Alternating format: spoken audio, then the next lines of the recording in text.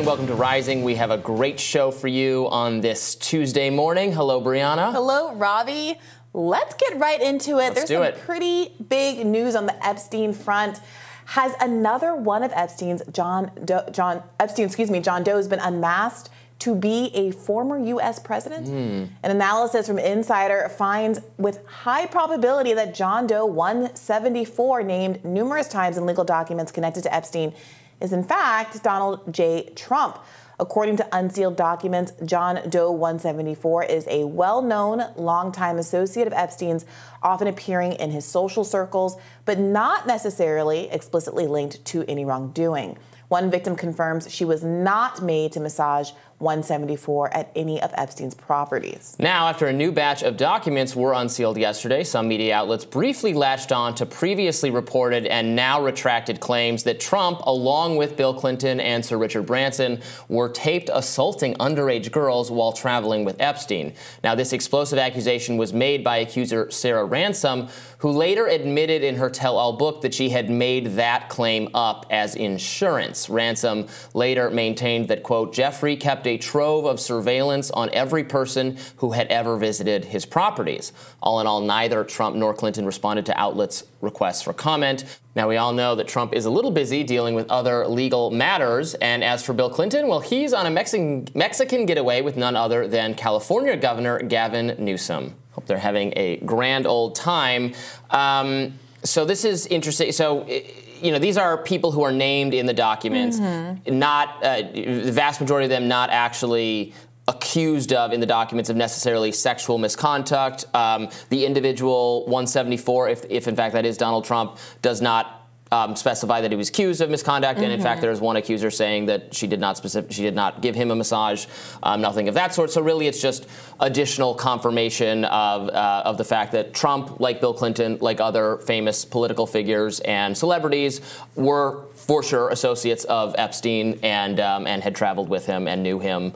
And people have to make of that what they will. Yeah, I mean, this is new, and then it isn't. We already know that Trump's name came up several times during Ghislaine Maxwell's criminal sex trafficking trial. This is also from Business Insider. In that trial, one of his Mar-a-Lago employees testified about an Epstein victim working at Mar-a-Lago. Flight records made public on that trial showed Trump flew on Epstein's plane with his son Eric.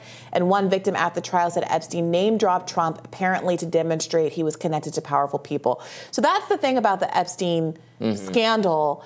It is not really a partisan exercise. Absolutely so many not. people are implicated in it. But there is this interesting way that specifically the idea that liberals and Democrats are engaged in child predatory behavior, whether it's through Pizzagate, QAnon, all these kinds of theories. It is interesting that it does seem to have this very specific partisan lens when the actual facts of these indictments and what people have been accused of and what these associations are so absolutely nonpartisan at all. It's a little bit like the lab leak theory discourse, where for some reason the people obsessed with it ended up being conservatives and Republicans and like anti-establishment people like the viewers of our show, when the actual crux of the issue does not impugn one party more than the other, is frankly what it reminds me of.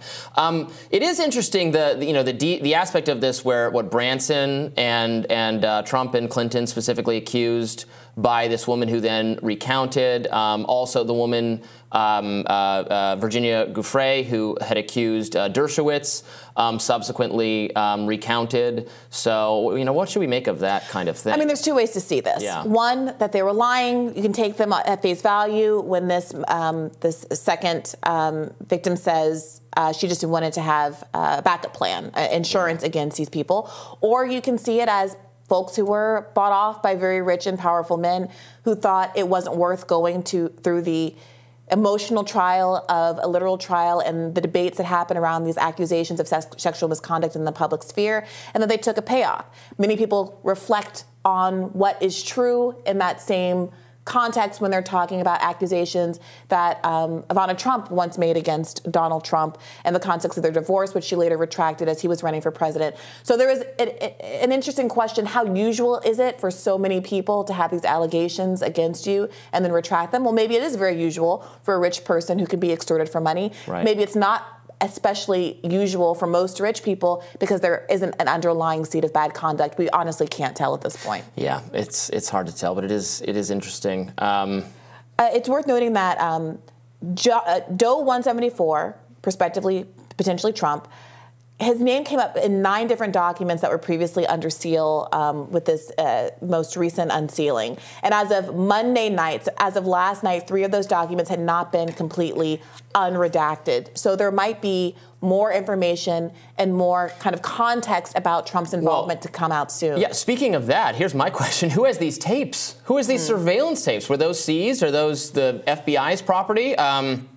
That seems highly relevant for settling some of these accusations that have been made and then withdrawn, or wondering who these other people are. We don't have to rely on, or the authorities don't have to rely on the testimony of witnesses. If there's tapes, that would be pretty. That would be much more objective evidence, and it would help clarify some of these matters. Now, I mean, not that the tape should be publicly shown or something, but they should be part of a criminal proceeding. Properly contextualize only.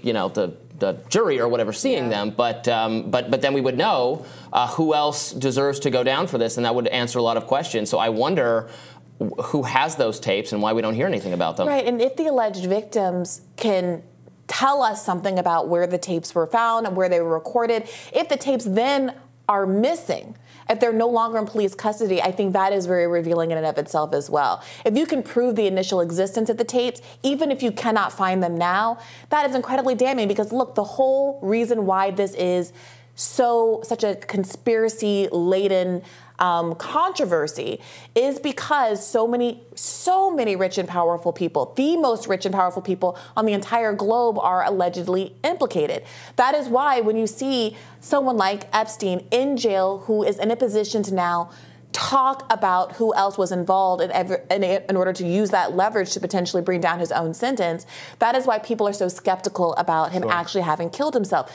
The ratio of kind of the ability to hurt other people with your testimony versus the value of your own life was so out of skew that I think that's largely what's driving people's disbelief. 1, that Epstein killed himself, and 2, that we're ever going to find any hard evidence on all of these enormously rich and powerful people that frankly have the ability and power to make a lot of inconvenient information disappear. Right now, the only person in prison, Ghislaine Maxwell, whom Trump said, I was reminded of that in this Business Insider article about John Doe 174, that he said, he said a bunch of negative things about, obviously, the disgusting crime she's accused and convicted of, and then, I wish her well.